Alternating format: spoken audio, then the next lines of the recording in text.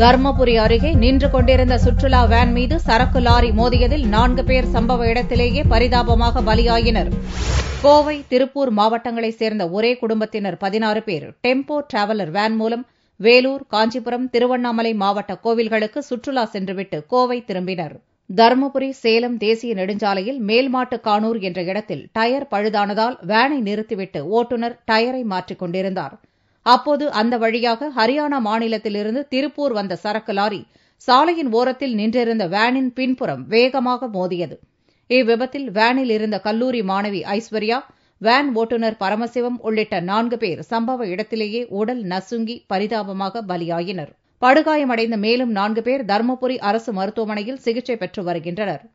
இவ்விபத்து குறித்து தர்மபுரி நகர போலீசார் வழக்கு பதிவு செய்து ஹரியானா மாநிலத்தைச் சேர்ந்த லாரி ஓட்டுநர் ஜீலோ சிங் உள்ளிட்ட 3 பேரை கைது செய்துள்ளனர்.